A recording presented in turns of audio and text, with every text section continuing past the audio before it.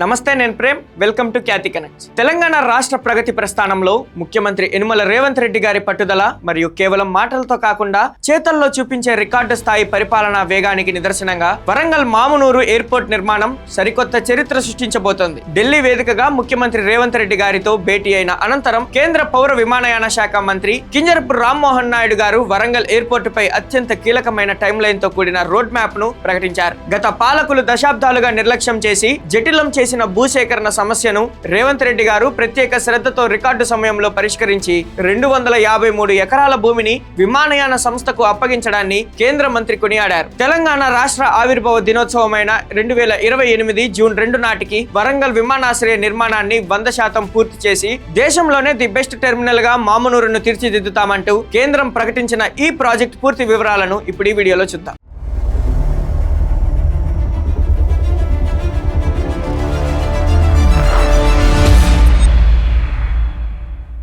వరంగల్ జిల్లా ప్రజల దశాబ్దాల కళ అయిన మామునూరు విమానాశ్రయ పునరుద్ధరణ పనులకు ఎట్టకేలకు మోక్షం లభించింది. గత పాలకులు పట్టింపు లేకుండా వదిలేయడం వల్లే ఈ ప్రాజెక్ట్ ఇన్నేళ్లు ఆలస్యమైందని, కానీ ప్రస్తుత ముఖ్యమంత్రి రేవంత్ రెడ్డి గారు మాత్రం బాధ్యత తీసుకున్న వెంటనే రికార్డు సమయంలో 253 ఎకరాల భూమిని సమీకరించి విమానయాన సంస్థకు బదిలీ చేశారని కేంద్ర మంత్రి రామ్మోహన్ నాయుడు ప్రశంసించారు. ఇచ్చిన మాట ప్రకారం 1 ఎకరం కూడా తగ్గకుండా భూమిని బదిలీ చేయడం ఒక చారిత్రాత్మక విజయమని కొనియాడారు. ఇంత వేగంగా భూసేకరణ జరుగుతుందని తాము కూడా ఊహించలేదని కేంద్ర మంత్రి ఓపెన్ గా స్టేట్మెంట్ ఇవ్వడం రేవంత్ రెడ్డి పాలనా సామర్థ్యానికి, లీడర్షిప్ స్పీడ్ కు అద్దం పడుతుంది. ఇప్పటికే ఈ ఎయిర్పోర్ట్ కు సంబంధించిన బౌండరీ వాల్ లేదా సరిహద్దు గోడ నిర్మాణానికి టెండర్లు వేశామని, రన్వే నిర్మాణానికి కూడా టెండర్లు సిద్ధంగా ఉన్నాయని కేంద్ర మంత్రి వెల్లడించారు. ప్రధాన టెర్మినల్ భవనంతో పాటు ఇతర మౌలిక వస్తువుల కల్పన కోసం 4 వారాల్లోనే టెండర్లు పిలిచి పూర్తి స్థాయిలో యుద్ధ ప్రాతిపదికన పనులు ప్రారంభిస్తామని స్పష్టం చేశారు. విమానయాన మౌలిక వస్తువుల కల్పనలో తెలంగాణ ప్రభుత్వం ప్రదర్శిస్తున్న ఈ వేగాన్ని, చొరవను దేశంలోని ఇతర రాష్ట్రాలు కూడా ఆదర్శంగా తీసుకోవాలని రామ్మోహన్ నాయుడు పిలుపునివ్వడం ఇక్కడ విశేషం. వరంగల్ అంటేనే ఒక చారిత్రాత్మక సంస్కృతికి ప్రతీక అని, అందుకే ఓరుగల్లుకున్న చారిత్రాత్మక సాంస్కృతిక వైభవాన్ని ప్రతిబింబించేలా దేశంలోనే one of the best culture and beautiful terminal గా దీనిని తీర్చిదిద్దుతామని కేంద్రం హామీ ఇచ్చింది. ఈ టెర్మినల్ రూపకల్పనలో కాకతీయ సామ్రాజ్య శిల్పకళను, వారు నిర్మించిన ఆలయ సంస్కృతిని జోడిస్తామని తెలిపారు. వరంగల్లోని ఇండస్ట్రియల్ హబ్, టెక్స్టైల్స్ పార్కులను ఈ ఎయిర్పోర్ట్ కు సరికొత్త ఆర్థిక ఊతని ఇవ్వబోతోంది. దీంతో పాటు ఆదిలాబాద్ లోని రక్షణ శాఖ భాగస్వామ్యంతో సరిహద్దు వ్యూహాత్మక విమానాశ్రయాన్ని కూడా నిర్మిస్తామని కేంద్ర మంత్రి ప్రకటించారు. ఆదిలాబాద్ విమానాశ్రయ నిర్మాణంపై కూడా సీఎం రేవంత్ రెడ్డి గారు గట్టిగా పట్టుబడుతున్నారని, అక్కడ ఇప్పటికే రక్షణ శాఖ పరిధిలో 250 ఎకరాల భూమి సిద్ధంగా ఉండటం అనుకూల అంశమని వివరించారు. అవసరాలతో పాటు రక్షణ వ్యూహాత్మక ప్రాంతంగా దీనిని అభివృద్ధి చేయడంపై రక్షణ శాఖ మంత్రి రాజ్నాథ్ సింగ్ తో సమీక్షా సమావేశం నిర్వహించినట్లు తెలిపారు. ఎంత అద్భుతంగా ప్రజలందరూ కూడా దాన్ని అభినందించారు, మనం అందరం చూసాం. అదే స్థాయిలో అవకాశం ఉంటే దానికి మించి కూడా one of the best terminals మన దేశంలో, కల్చరలీ బ్యూటిఫుల్లీ టెర్మినల్ మన వరంగల్లో ఏర్పాటు చేయాలని అన్ని ఆలోచనలు అందరితో కూడా ఫీడ్బ్యాక్ తీసుకొని స్థానికంగా ఉన్నటువంటి టెంపుల్స్ ఏవైతే ఉన్నాయో అన్ని కూడా మనం కాకతీయ డైనస్టీ వాళ్ళ తాలూకా కల్చర్ అన్నిటిని కూడా ఇందులో ఇన్వాల్వ్ చేసే విధంగా టెర్మినల్ కూడా మనం నిర్మించడం జరుగుతుంది. నాకు ప్రత్యేకంగా నా టైంలో ఏదైతే తెలంగాణకి ఏవియేషన్ ఇన్ఫ్రాస్ట్రక్చర్ ఇంప్రూవ్ చేయాలని ఎప్పటి నుంచో ఉన్నటువంటి నానుడి నేను కేంద్ర మంత్రిగా దీనికి ఉన్నప్పుడు జరగడం అనేది నాకు ఒక అదృష్టంగా నేను భావిస్తున్నాను. ఆ ప్రాంతానికి అవసరం ఉంది. హైదరాబాద్లో ఎంత ఇన్ఫ్రాస్ట్రక్చర్ ఉన్నా మిగిలినటువంటి తెలంగాణలో కూడా చాలా అవకాశాలు ఏవియేషన్కి సంబంధించి ఉన్నాయి. అవి అన్లాక్ చేయడానికి వరంగల్లో ఎయిర్పోర్ట్, అక్కడ ఉన్నటువంటి ఇండస్ట్రియల్ హబ్ కానివ్వచ్చు, అక్కడ వస్తున్నటువంటి ఇతరత్ర కార్యక్రమాలు ఏవైతే రాష్ట్ర ప్రభుత్వం చేస్తుందో దాని ద్వారా మంచి డిమాండ్ అక్కడ ఏర్పడుతుంది. ఆ వరంగల్ ఎయిర్పోర్ట్ని ఖచ్చితంగా జూన్ 2, 2028 లోపల పూర్తి చేసి దాన్ని ఇనాగ్రేట్ చేయాలన్న పద్ధతిలో ఈరోజు అన్ని నిర్ణయాలు కూడా దానికి సంబంధించి తీసుకున్నాం. అలాగే మరొక ఎయిర్పోర్ట్ ఏదైతే రాష్ట్ర ప్రభుత్వం కూడా పట్టుబట్టి ముందుకు నడిపిస్తుందో అది ఆదిలాబాద్లో ఉన్నటువంటి ఎయిర్పోర్ట్.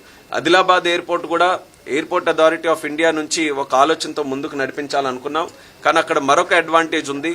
డిఫెన్స్ తాలూకు ల్యాండ్ కూడా సుమారు 200-250 ఎకరాలు ఉన్నాయి.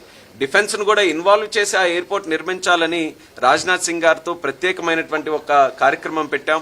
ఆ రోజు కిషన్ రెడ్డి గారు కూడా అందులో ఇన్వాల్వ్ అయ్యి అది ఖచ్చితంగా దాన్ని ముందుకు నడిపించాలని ఆయన కూడా సలహాలు ఇవ్వడం జరిగింది. రాజ్నాథ్ సింగ్ గారు కూడా ఒప్పుకొని వాళ్ళ డిఫెన్స్ వాళ్ళందరితో కూడా మాట్లాడితే చాలా ఇంట్రెస్టెడ్ గా అక్కడ డిఫెన్స్ ఇన్ఫ్రాస్ట్రక్చర్ ని ముందుకు నడిపించాలని వాళ్ళు కూడా ఒక ప్రపోజల్ ఇచ్చారు. దానికి సంబంధించి సుమారు 1500 ఎకరాలు కావాలనంటే దానికి కూడా రాష్ట్ర ప్రభుత్వం చాలా సుముఖంగా ఉంది.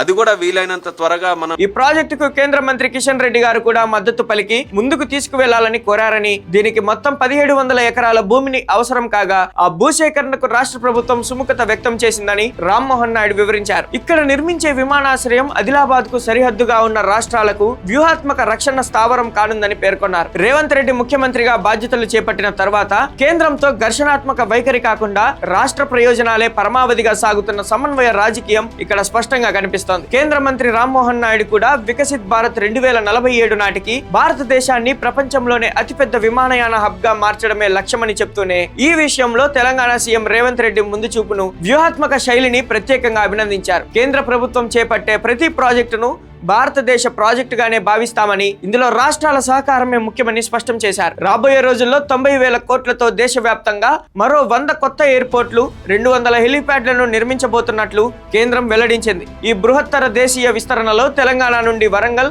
మరియు ఆదిలాబాద్ ప్రాజెక్టులను కూడా ముందస్తు ప్రాధాన్యత క్రమంలో చేర్చడం వెనుక రేవంత్ రెడ్డి లీగల్ మరియు అడ్మినిస్ట్రేటివ్ గ్రౌండ్ వర్క్ ఎంతైనా ఉంది. గత ప్రభుత్వం కేవలం కాలయాపన చేసిన ఫైళ్లను దుమ్ముదులిపి భూసేకరణను సవాలుగా తీసుకొని క్లియర్ చేయడం వల్లనే కేంద్రం ఇంత వేగంగా నిధులను, టెండర్లను కేటాయించడానికి ముందుకు వచ్చింది. అభివృద్ధి విషయంలో రేవంత్ రెడ్డి చూపిస్తున్న ఈ దూకుడు రాబోయే రోజుల్లో రాష్ట్ర ఆర్థిక రంగాన్ని ఏ విధంగా పరుగులు పెట్టించబోతుందో చూడాలి. సీఎం రేవంత్ రెడ్డి రికార్డు స్థాయి భూసేకరణ చొరవతో 2028 జూన్ 2 నాటికి వరంగల్ మామునూరు విమానాశ్రయాన్ని పూర్తి చేస్తామంటూ కేంద్ర మంత్రి రామ్మోహన్ నాయుడు ప్రకటించిన రోడ్ మ్యాప్ తెలంగాణ ప్రగతి డైరీలో ఒక సువర్ణ అధ్యాయంగా నిలిచింది. కేంద్ర రాష్ట్ర ప్రభుత్వాల ఉమ్మడి భాగస్వామ్యంతో సాగుతున్న ఈ ప్రయోగం రాబోయే రోజుల్లో ఎలాంటి అద్భుత ఫలితాలను ఇస్తుందో చూడాలి. మరి తెలంగాణలో వరంగల్, ఆదిలాబాద్ ఎయిర్పోర్టుల నిర్మాణంపై, కేంద్ర మంత్రి ప్రకటనపై మరియు సీఎం రేవంత్ రెడ్డి వేగవంతమైన నిర్ణయాలపై మీ అభిప్రాయం ఏంటి? రేవంత్ మార్క్ పాలనా స్పీడును మీరెలా చూస్తున్నారు? మీ అమూల్యమైన అభిప్రాయాన్ని కామెంట్ సెక్షన్ లో మెన్షన్ చేయండి. Thank you for watching Khyati connects.